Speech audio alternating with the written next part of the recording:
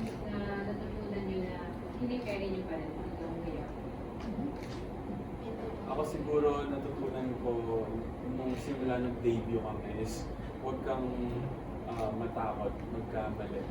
Kasi doon ka naman matututo throughout the year. So, ayun, dinaan ko lang yung mga pagkakamali ko noon, tapos yun yung mga ini-improve ko hanggang ngayon.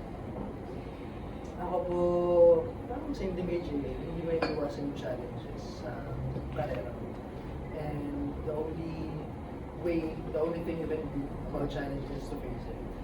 And ayun, sa journey rin naman namin, ang dami namin lessons na natutunan. So pag may mga challenges na dumadating, we know how to handle things na, and we have each other.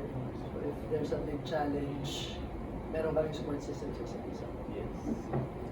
Ako, siguro yung huwag matakot mag-start from zero.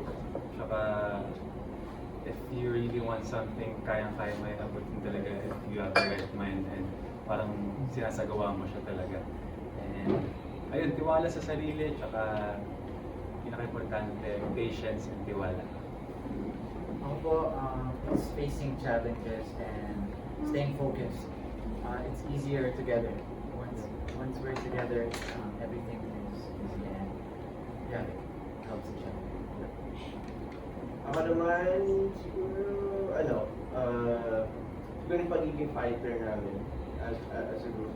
You know, madami kami challenges na pinagdaanan. And teenagers pa lang kami, and until now, yun pa rin yung pinaka-inisip ko, you have to keep going. Kung walpak ka man or not, it's all part of the journey. You know? And kaya inisip ko lang parang Rocky Balboa. Rocky Balboa, kada movies, parang until maging successful. So, kami naman, ibigay namin lahat, and we're very grateful that we have such a very supportive supporter. And yeah. Yes. Thank you, team of Cinema One. Our next question will come from Nico Tuazon of pep.ph. Kanina nabanggit yung mga solo projects. How do you see solo projects and network crossovers fitting into BGYO's long-term career plans? Actually, natupad na yun, no? Nangyari na yung network crossover, and actually nakapag-promote na rin tayo sa Yes. GMA sa Yes, I think sobrang laking tulong ng mga Correct. solo project namin kasi in a way, nakikita yung kanya-kanyang personality namin. Pero at the same time, nadadala pa rin namin yung pangalan ng BGYO. So, kumakalat yung pangalan ng BGYO. Kumbaga, na nakukuha namin. May sarili-sarili kaming fans na nagiging cases na doon.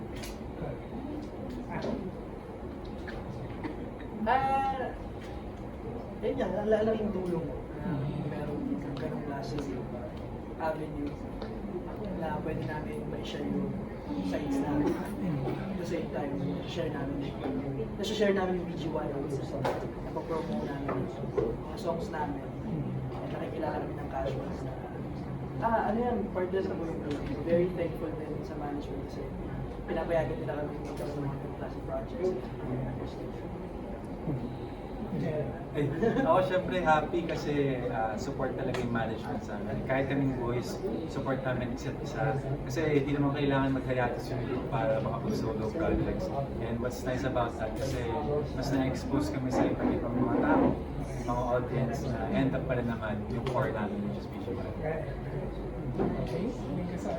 We're always happy kasi we get to share our latest EP, Visual on Demand, through the solo projects. And Habol lang ako Yeah. kay Jay kasi you joined the Clash before and now you're on your side as a judge. Ano yung difference? Yung difference, sobrang, syempre, nung contestant ako yung sasalang, ako yung mag-ready, ako yung mag-practice. So, nung naging judge ako, nanibago ako bigla kasi feeling ko contestant pa din ako.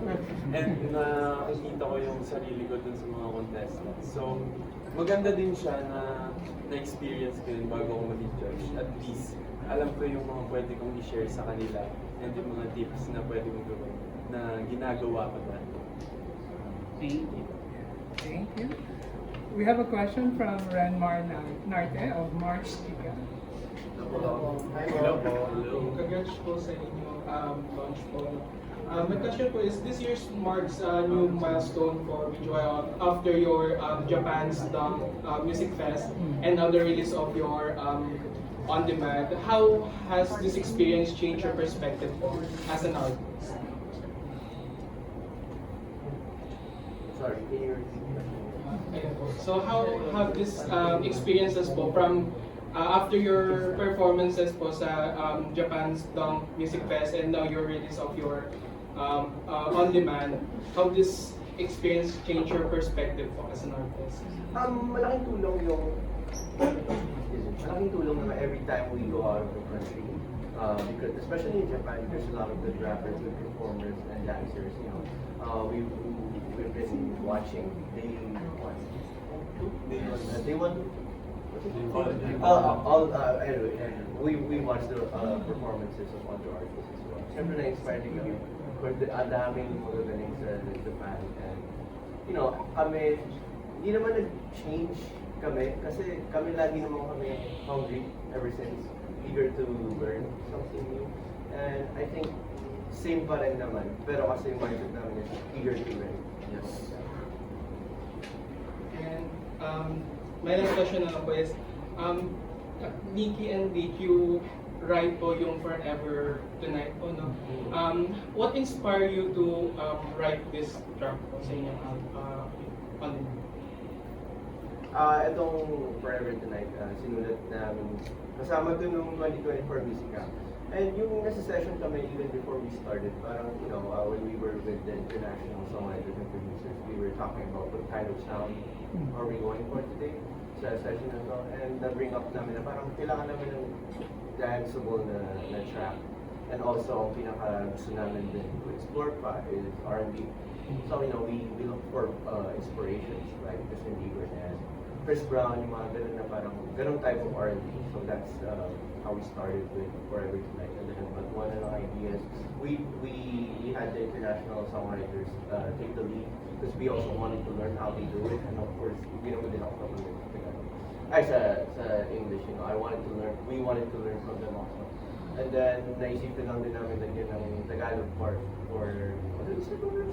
Yeah. Yeah, second verse para, you know, mix din ang Tagalog and English kasi gusto din namin ipasok talaga ang Tagalog sa mga English songs kahit paano para makarelate din, mas makarelate din sa mga tao dito and also to spread the Tagalog sa international audience. Thank you. Thank you. Okay, before our next question, magpapalit na tayo ng battery. Sorry. Wala pa lang nalilipid tayo. From the top daw. Ulit na ulit. Hindi raw gumana. Okay, our next question will come from Chad Rosete of The Manila Feed. Hi, good afternoon. Congratulations. For my first questions, over the years na magkakasama kayo as a group sa BGYO, paano nag-evolve yung music ninyo and yung samahan ninyo? And if you have one ultimate dream project, ano yun for BGYO?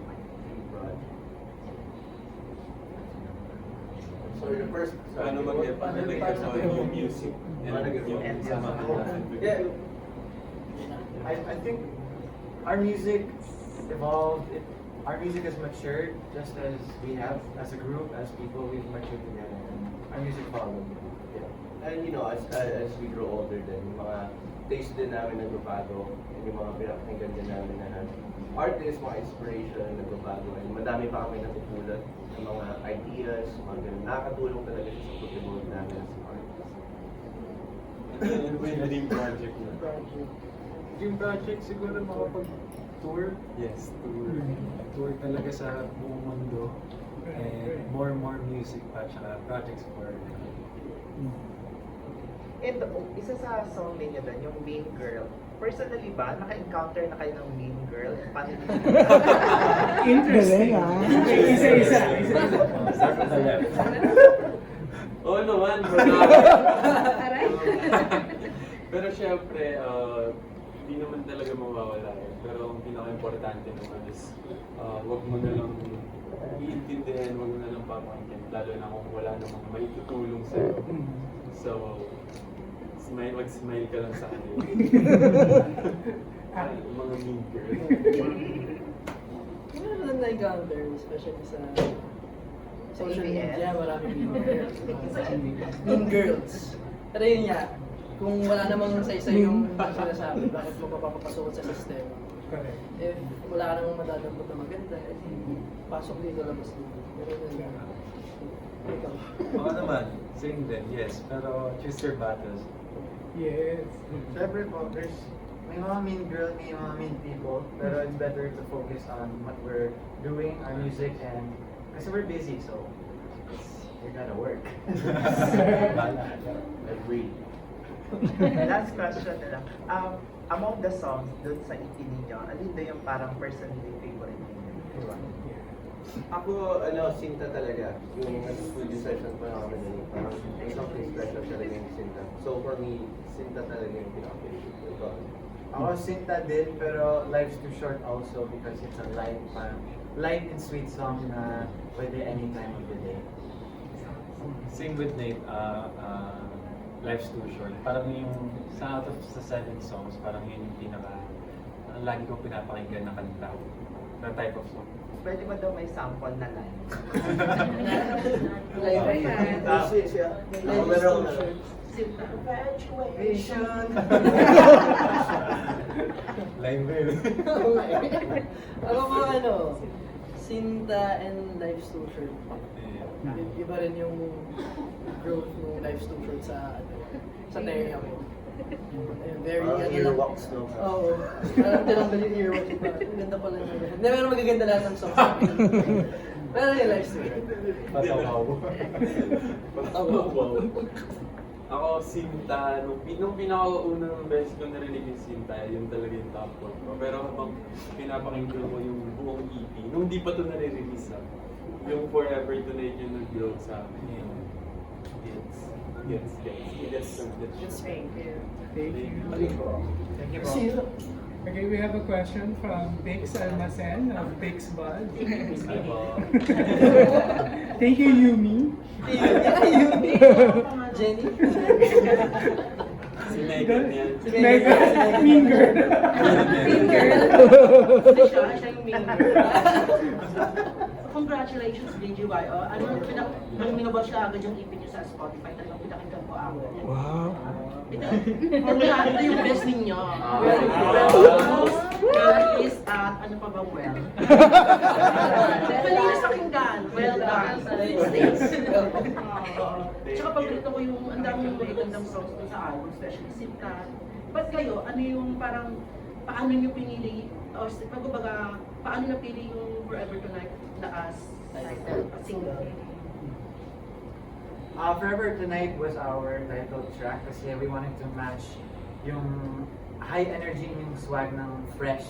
So we felt ito yung pinaka-perfect na follow-up from Fresh. How about, Go, Yumi. Ikaw naman po. Sinta, ano yung inspiration ng Sinta? Kasi it's very catchy.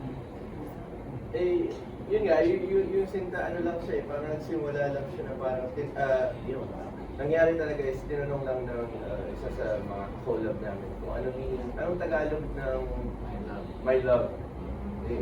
So, parang nagbatuwa kami, mahal ko, Sinta, mga ganun. Then they really like Sinta, so that's the main concept ng song nila. And we just played around with the lyrics and all the beat, and yeah.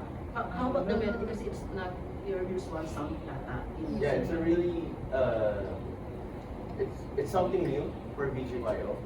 We haven't done this kind of song genre before. And ito genre talaga yung gusto namin. Then, isa sa mga gusto namin, madami kami yung mga playlist, lahat na sa playlist ng mga ganitong genre. And we're very happy kasi this is also a good track for dancing. So, yun yung mga isa mga nagustuhan din namin for Sinta. The beat, the melody, everything. And I think yun ang bagay na song sa akin, Sinta. Oh, Yes! And congratulations meron kayong tours. How excited Yes, are you? Yes, super. Yes, syempre, parang after ilang years, magkakaroon na ulit kami ng mall tour. And sobrang makakatulong nun. Syempre, madaming casuals ng mga bagong EP namin. Nakakatuwa rin ho na makalibot ulit sa mga mall tours and ayun, ma-promote yung songs namin. And parang yung before yung Be Us, nag-mall tour kami. So parang bumabalik kami sa excitement na naramdaman namin noon nung nag-mall tour kami for Be Us naman. Yeah, tsaka in general rin, kapag lumalabas kami ng like out of town, sobrang saya namin ginagawa. And lalo na ngayon, mas nakaka-excite for us kasi bago yung mga i-perform na namin for sure. And abangan niyo yung mga iba't ibang pakulo namin sa bawat show. And recently, naging part kayo ng Born to Shine. Yeah. How was the experience? Actually, natanong ko.